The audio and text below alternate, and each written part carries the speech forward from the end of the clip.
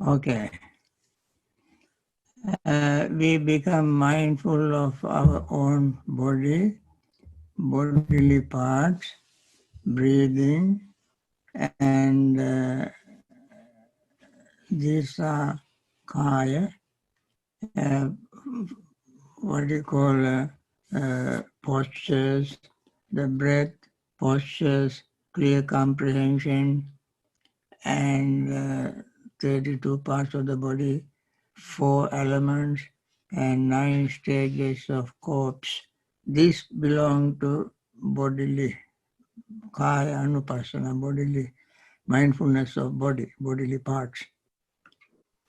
And we become very, very clear and be totally mindful of them.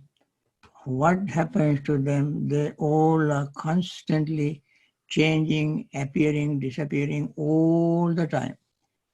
Once we have established our mindfulness in this, our own body, then we can inferentially think that others outside my body, everybody has the same kind of thing, everybody's bodies, the postures, clear comprehension, and 32 parts, 4 elements, 9 stages of symmetry and so forth. These are the same for everybody all over the universe. There is no difference between us and them. When we have this awareness, our resentment, anger, greed, jealousy, fear supposed to vanish from our mind because we all are one in our existence, one in samsara, one in suffering, cause of suffering, end of suffering, path leading to the end of suffering.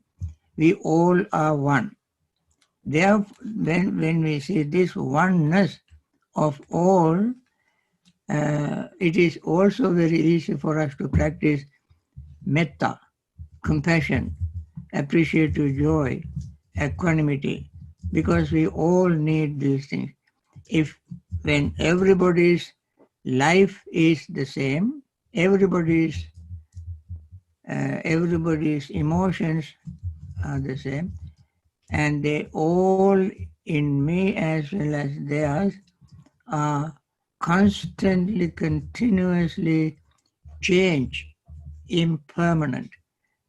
And in order to get this awareness of universality of this truth, we first develop our own mindfulness of our own body, and then we think of others' bodies as well. And therefore there is no distinction between one and another being. It's a very powerful practice that goes with the feeling, consciousness, and mental activities or volitional formations.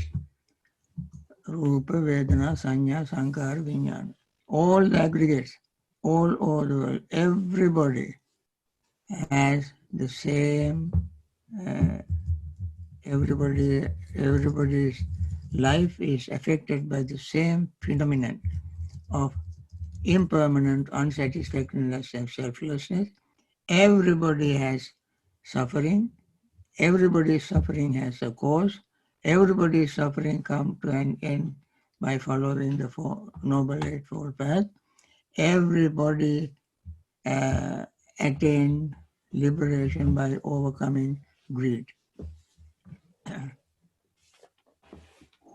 Thank you, Bhante. Okay. Well said, Deva. You're welcome. Very good question. It is very important for all of us to know the power of this practice. Without one single person sitting in one place and controlling everybody, the truth, nature, reality affects everybody, no matter who we are, where we are, what we are. This very tiny example is this COVID-19. COVID-19 does not spare anybody, high or low, powerful and not powerful, poor or rich, educated or uneducated, wise or unwise. No one is spared. Everyone can be affected. Everyone will have suffering. Yeah.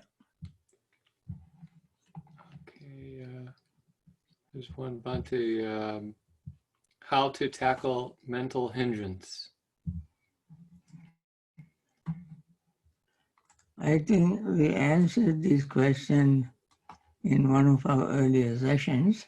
I don't mind repeating the answers since all these are repetitive. Hindrances are 5.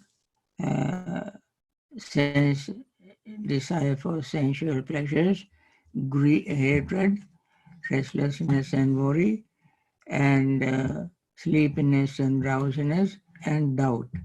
These are the 5 hindrances. The sense pleasures we can, remember, this will not happen like a magic by, or like, turning light and darkness disappears and light rises. Not like that. Don't expect any of them to disappear in one sitting, 2 sitting, 10 sittings, or one in 1 month, 2 months, because we have accumulated them for long time and established and settled in our mind. Therefore, these 5 hindrances will take much longer time to overcome. And therefore, when I say this, how to overcome, don't expect miracles. It will not happen. Number 1 is greed or sense desire. We use the word greed, desire, thirst, and clinging, craving, all these various names we use for the same thing.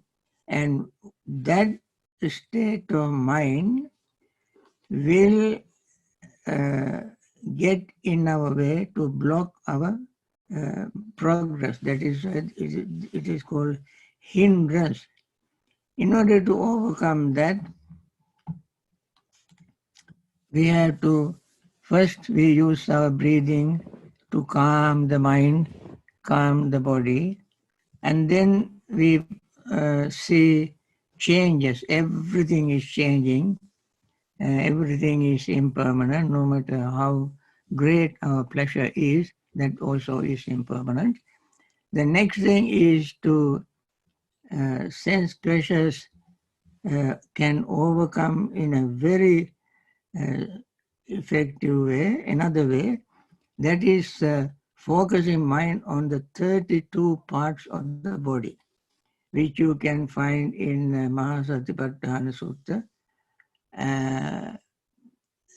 And each part is, we focus the mind on one part at a time and become aware of the part that we focus our mind on has been changing, is changing, will change. And the past, present, future, internal, external, gross or subtle, high or low, and all these 11 stages. In all these stages, they keep changing. All these times they are changing. And then we will see there is nothing to attract, nothing to reject. We accept them as they are. That means they are there for certain function, and then they go through the changes and disappear and renew them again and again and again and again. Then our desire will fade away. It takes some time. Now you are not still in the deep concentrated state. Before concentration, you got to deal with these hindrances. The second is anger or resentment, uh, jealousy, fear, and so forth, all come under that category, can be overcome by practicing metta, compassion, appreciative joy, and equanimity. That is why we always start with this practice with metta, to overcome our resentment, anger. That also is a very strong mental factor that gets in our way of making progress.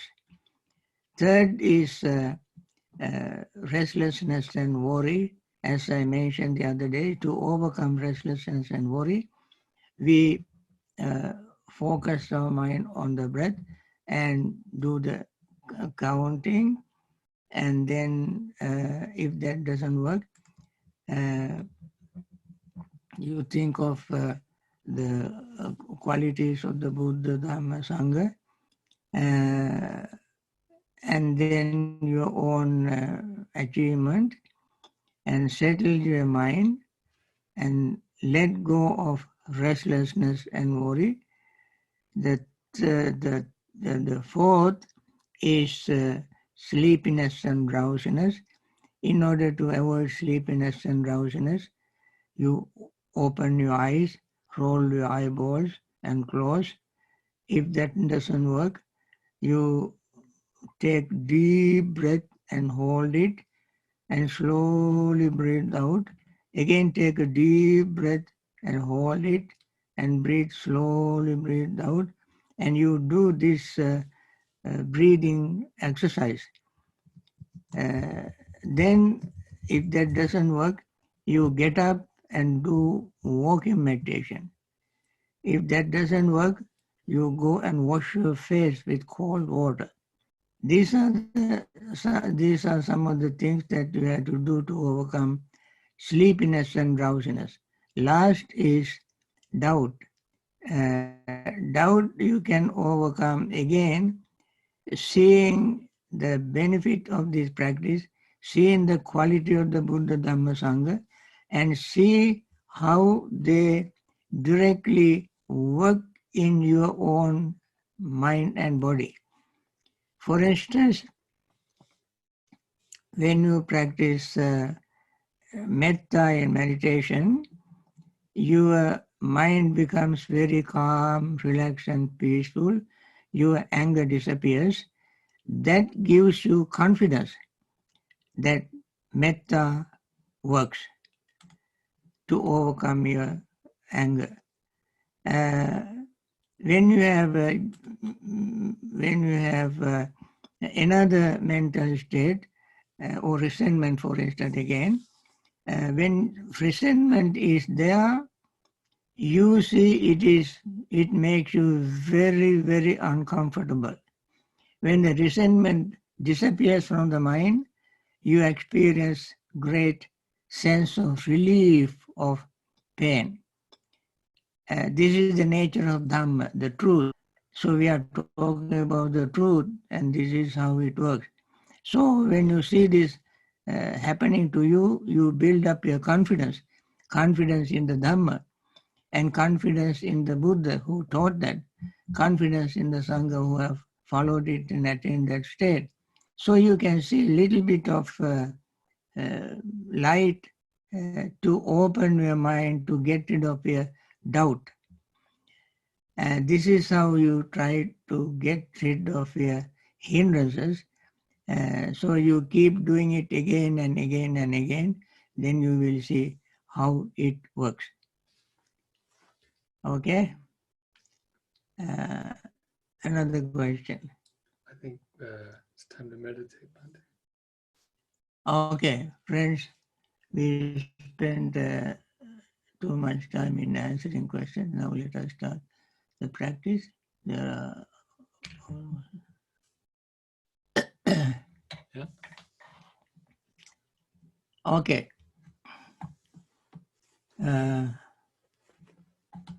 me turn off these pictures.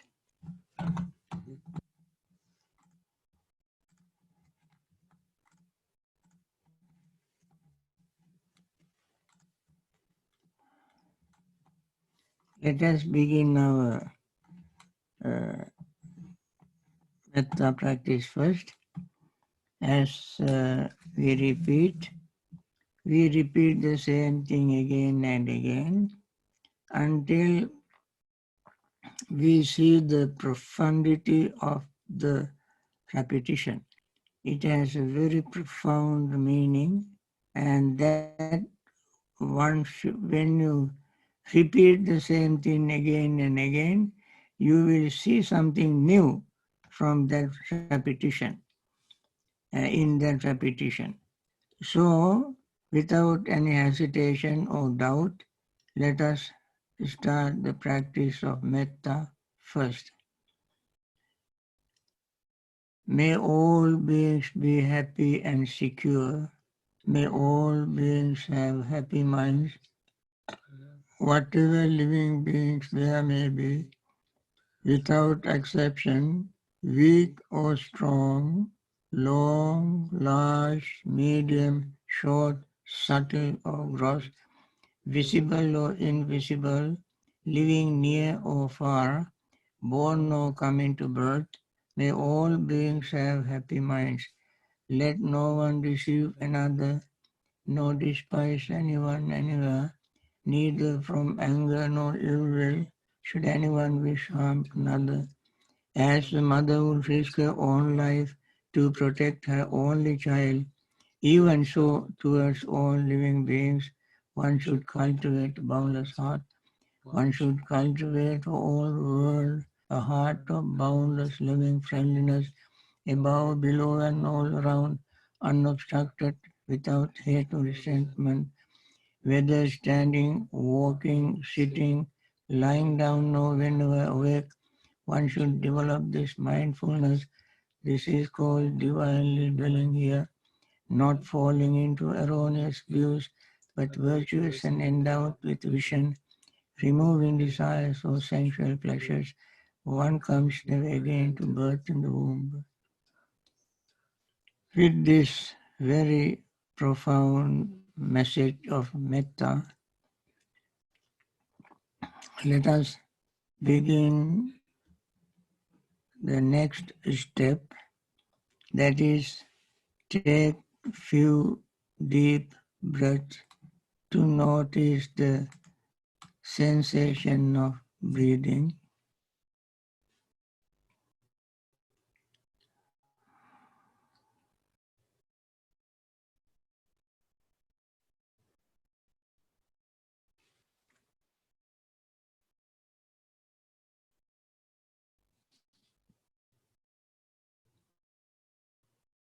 When once your awareness is grounded on the breathing, notice inhaling as inhaling, exhaling as exhaling.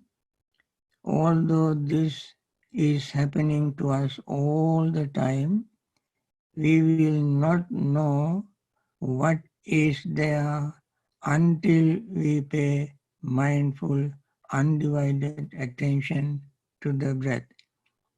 You can see the breath as inhaling as the beginning, middle and end, and a pause, exhaling as the beginning, middle and a pause.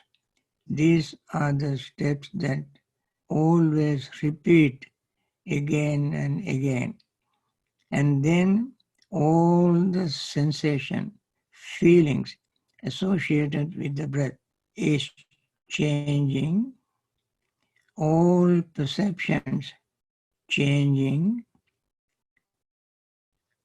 consciousness is changing, attention is changing, thoughts that arise while we are breathing in and out are changing. Any tiny little sound around you may become very loud sound, and then it disappears. All these feelings, perceptions, thoughts, consciousness, attention, all these change constantly as we breathe in and out. We have no control over them, they just happen. So be mindful of their happening without verbalizing, conceptualizing. Just be aware of that. And then your breath becomes calm, relaxed, and peaceful. The rest of the body becomes calm, relaxed, and peaceful. The mind becomes calm, relaxed, and peaceful. Your hindrances will all subside temporarily. Only you, if you think of any particular thing, all those that you don't want will come back. All thoughts will come back. And therefore don't think of anything that you have been doing before, or don't think of anything that you will do after this session. Simply keep the mind focused in the present moment. In the present moment. Everything happening in the present moment for us to notice. And that is, technically it is called anupassana. Seeing what is happening as it is happening. And then as hindrances subside, your thoughts subside, you don't use words, you gain concentration. Concentration also is not a word, it is just an experience. When you gain this experience, our minds naturally becomes clear, pure, to see the deepest level of changes, so that our notion of permanent self will vanish, disappears, at least temporarily while we are in this practice. With this, I like you to experience all this. I stop talking.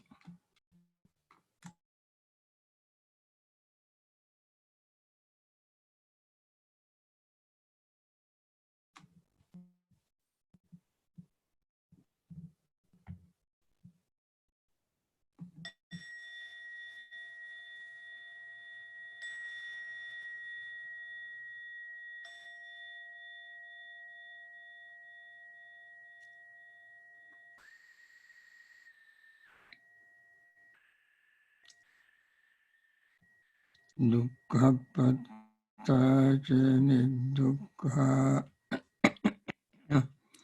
bhaya patta ca nibbhaya soka patta ca nissoka hontu sabbe pipanino. May all suffering beings free from suffering. May the fear-struck be free from fear. May the grieving be free from grief. So too may all living beings.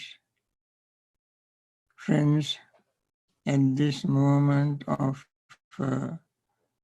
untold degree of suffering going on all over the world, with this pure, clean state of mind, let us wish all of them to be free from pain, suffering, and despair, and return to normal health and continue their daily work as usual. Now, friends, we can spend few more minutes answering questions.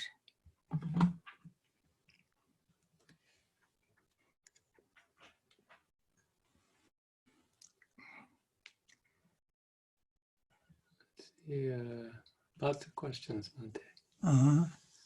Dear Bhante, sometimes the actions of others cause intense anger to arise in me and the desire to retaliate or to try to make things right. I know this is not aligned with Buddhist practice. It is difficult for me to do nothing and be passive because an injustice or unfair situation may persist. What would you recommend in these situations? I like to suggest Buddhist principles that Buddha very strongly recommended. Akkodena jine kodhang, asadung sadhuna jine khadriyandanena, satchena alikavadinang. The anger should be overcome by not anger. Akkodena jine kodhang. Asadung sadhuna jine. When somebody is immoral, unethical, doing wrong things, we must do ethical, right things as much as we can within our limited capacity to overcome that state of mind. Jine kadariyang danena, the miserly should be overcome by generosity, and those who tell lies, we overcome them with telling truth. So that is what we should do. It is very, very difficult for people seeing somebody maybe in a very high position with a lot of power does something very, very wrong. It is very difficult for fair-minded persons to maintain equanimity and balanced state of mind. That is difficult. However, we must take actions in a very peaceful way, not to retaliate, not to hurt those people, but just to bring the truth and reality with compassion and understanding. These are not very easy things to do. Normally, getting angry when something is very, very wrong is very normal, but getting angry, anger does not have a just anger or correct anger. Anger generally is always painful. Painful to the person who gets angry, not the person who does wrong things. And therefore, without getting angry, without hating, we just peacefully, mindfully, with lot of compassion and metta, we do the right thing. That is the Buddha's advice. And I like to follow this. I have followed this, and I always one. And lot of patience. Friends, you cannot practice metta, mindfulness without patience. And we have to have patience to control ourselves, discipline ourselves, and come back to reality in order to deal with situations like this. Okay. Since there are many questions, I like to give as brief answers to people as possible so that other people also will have a chance to answer questions. Okay, next question. Bhante, I think you sort of answered this question when you were guiding us through our meditation today. But the question is, in meditation, how to develop concentration? That is what I already mentioned. It is very good that you ask these questions. No matter how many times you ask, I try to answer them each time without getting tired until you understand it. Don't really worry to ask the question. Yes, in meditation we gain concentration only when we do not think of the past, think of the future, but focus our mind on what really is happening, what we experience, and then we see them all fading away, all disappearing. Many millions of things can happen at the same time, and they all appear and all disappear. When we see this very truth, nature, the law of existence, mind settles down because there is nothing to excite, nothing new, all the same thing repeat again and again. Same thing means same rising, falling, appearing, disappearing. When we see this repetition, sameness of the same occurrence, then mind gains concentration. Because the body becomes relaxed, the mind becomes relaxed, breath becomes relaxed, and then mind gains concentration without thought, without thinking, agitation, excitement, and so forth, all subside because they all are impermanent. That is the key to keep in mind. You may not try to verbalize or conceptualize, but you may simply be aware of what is happening. You gain concentration. I guarantee you. Yeah. Bhante, this next question pertains to when a person should do samatha versus vipassana meditation. Bhante, when you sit to meditate, is it best to choose the breath as an object to increase the samadhi?